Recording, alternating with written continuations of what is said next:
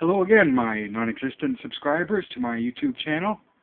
This is your host, Hellbent, bringing you another video compilation. I think today I am going to be doing something that has been requested by my friends on my PlayStation 3 account many times, is how do I get to high rounds, and what do I do, what are my tricks, what are my secrets, and so rather than just having, a 5 to 10 minute in my video in my theater mode, I'll make this and be able to direct them to my YouTube channel, and they can watch it and see if that helps them out. So I think today, or the first video I'll do today is, I think I'll do rounds 1 through 30 on town and 1 through 30 on farm. I can go higher than that, but after those rounds it starts to get boring, and there's not too much of a difference. There is a little bit of a difference. Once you get to the mid-40s, you have to change your strategies a little bit, but I think for most of the guys that I'm talking about, 1 to 30 is probably where they want to be. They want to probably try to get at least to 30. Let's see what I got for farm. Green run, farm solo. Alright, okay, so currently I have 49 as my farm solo. The last time I did this map I got to 58, but then my PlayStation signed me out, so I ended up losing that, and that took like 5 hours to get there. At that point I was trading in my ray gun about 3 or 4 times every round, so I'd have to hit the box to trade and get my new ray gun. I'd also have to swap out my EMPs to get monkeys, and then swap the monkeys to get new EMPs, because you have to EMP the zombies on farm in order to hit the box properly in the middle of a round. But if I'm only going to 30, that's not too big of an issue. Still, if you're doing farm, don't bother with the monkeys. The monkeys are fine, but if you're going to want to hit the box, you really want to get the EMPs. It makes life so much easier on that map. On town, you can go for monkeys. If you go down, you're going to want to have the monkeys to help you get your perks back again. And you can hit the box quite easily in both locations while having a whole train with you if you want. But farm, the box, because of its location, is a bit of a pain. Alright, so let me get a little info so that way I know how much what I got here. Okay, so right now I am sitting at 321,543 kills with 749 downs.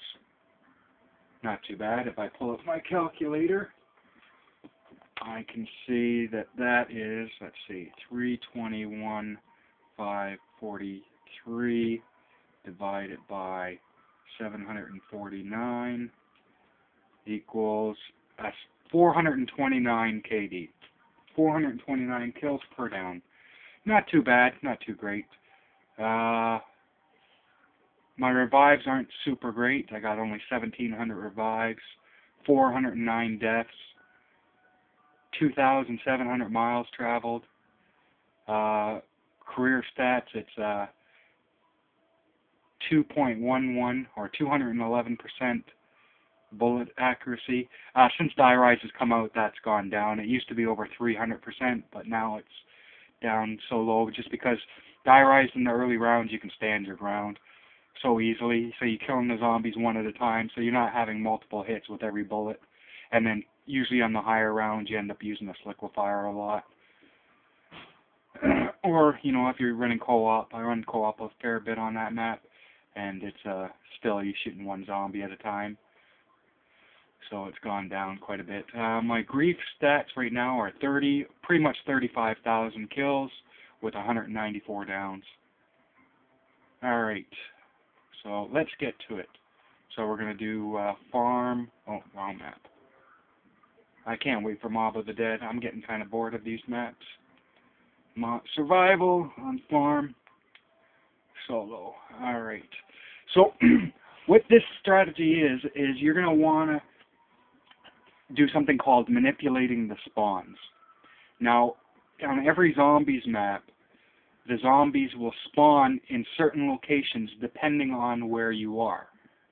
So if you're in one area, they spawn in that area and a certain areas within that section. And if you move to a new area, they start spawning in new areas.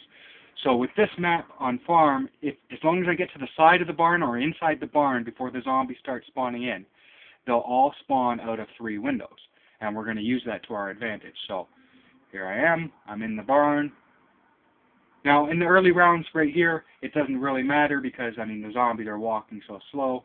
But still, you know, having only 3 spawn locations is pretty good. Okay, so we have this window here. We have this window here. And we have this window right here. Alright, and that's all that they're going to spawn out of. As long as I don't pass this area right here, you know, it's right about here. Let's say it's right here. Okay, so as long as I don't go past this, they're all just going to spawn right over here in these 3 windows. Now this works for co-op, this works for 1, 2, 3, 4, 5, whatever. However many players you got.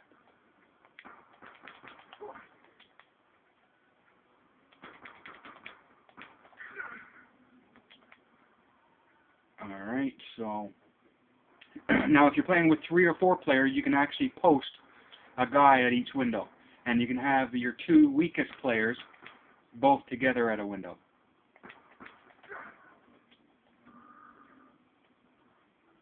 And you just save a zombie. If you need to do something, save a zombie behind a window. Now, here's the thing. If let's say I damage this zombie, alright? Now, after a certain amount of time, this zombie is going to respawn. Now, because it's damaged, it's not going to respawn. It's just going to die. Right? It'll die. New round will start. But if it's behind a window and somebody's sitting here holding the window, it never dies. Even if it's a crawler, it'll never die. All right. So, useful tip. When I play Die Rise, if we can get a zombie behind a window, what I'll do is, I'm a smoker, so I go for a smoke every now and then.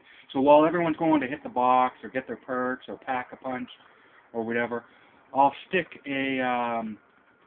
what I use is a LED light. I have a little LED light, and I stick the little prongs inside my square button, hold it down, so that way it auto-repairs the window while I'm gone having a smoke. And the zombie will only usually hit you twice, or actually pretty much always only hits you twice before it starts ripping off boards again and gives you time to heal again. Alright, so on this round there will be 14 kills in total. So round 1 on solo there's 6, round 2 on solo is 8, so combined that's 14 zombies. Now as long as I don't get a nuke, when I have 13 kills, I'll go open up the house and don't want to get double tapped here. It can happen. And that's what I didn't want.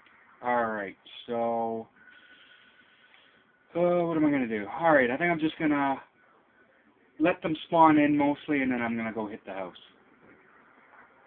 And I will, what do I do? I can go for a shotgun right now, and I can get Jug, or I can do what I really want to do is get the MP5. Now, I don't want to hit the box just yet. I don't want to hit the box until I get my perks set up. There's no real need to do it. Alright, so they should be spawned in enough. So now I'll carefully go up and get the MP5. Now that I have the MP5, I'll get back down here and I will just wipe out a few zombies. Keeping an eye on, now because it's such an early round, zombies can still spawn in, so always be aware of your surroundings.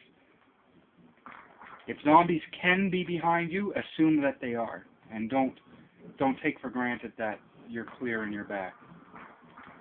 That's a common mistake amongst new players and players that, you know, they have all the skills that they should need, but something's just not connecting, and it's usually because they're too much concentrating on what's in front of them and not spending enough time on what's behind them. Okay, so I got a nuke which killed one zombie.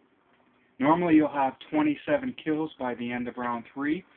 So because I had that nuke that killed a zombie, I'll have 26 at the end. Right now I have 24. There should be 2 zombies, but there's only 1. So maybe that nuke killed 2 zombies. I don't know. Alright, so as soon as I got the points, I'm getting Jug. I don't need it yet, but it's better to have it, because now I can get double hit. Right? So if a zombie does somehow manage to get behind me, or if I'm reloading, it's just worthwhile to get. Right? I can be a little bit more frugal with my ammo, or I can be a little bit more conservative with my ammo, because I know that I have a little bit of a safety net with this Jug. So now that I have Jug, my next goal is going to be either to get Speed Cola or Double Tap. I'm not sure which one I'm going to get yet, but that's what I want to get. I want to get Speed Cola or Double Tap. Now, I can get Galvanuckles, and I was debating getting it before I started this video. I was debating whether I want to get it on this map, but, you know, this isn't really the best map for solo to have the Galvanuckles. So I think I'm gonna, and I don't wanna give you guys too hard of a time. I don't want to give you a strategy that's too hard to follow. Oh, max ammo. Okay. All right. So I'm gonna get this. Now, what this is for is because now I'm gonna, rather than just shoot them as they're coming, I'm gonna round them up. And I just do little, because they're all spawned over there, I'm gonna do some little zigzagging pattern just to get them rounded up. Once I have them rounded up, I'm going to shoot into the horde. So that way I can maximize the amount of points I get per bullet, and I can get my perks and everything a lot before in the earlier rounds. The earlier the round I can get it, the better.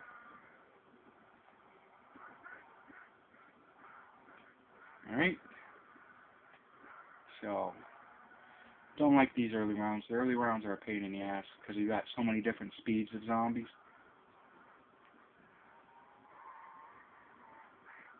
Alrighty, so now I'm going to get them, now that I have them all here, I'm just going to spin around them to get them into a nice tight group. And then gradually shoot into them. Now I can line them up and maximize it a little bit more, but I like to spin in circles. Leave me alone.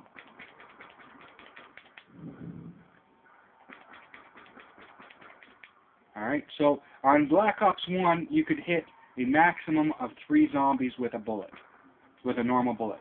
On Black Ops 2, I've had, typically with this kind of gun, let's say the M1911 or you know, an assault rifle or that, you can get 8 hits with it. With shotguns, I've seen even more. With the Olympia, I've had up to 10 or more hits with a single bullet.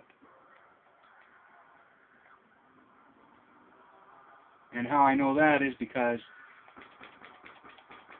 on Black Ops 2, it tends to cluster.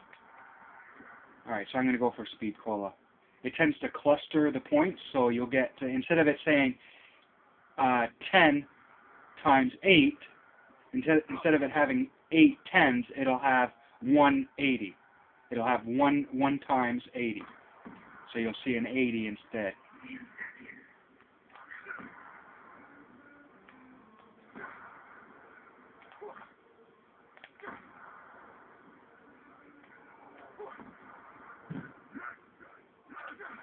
Alright, here.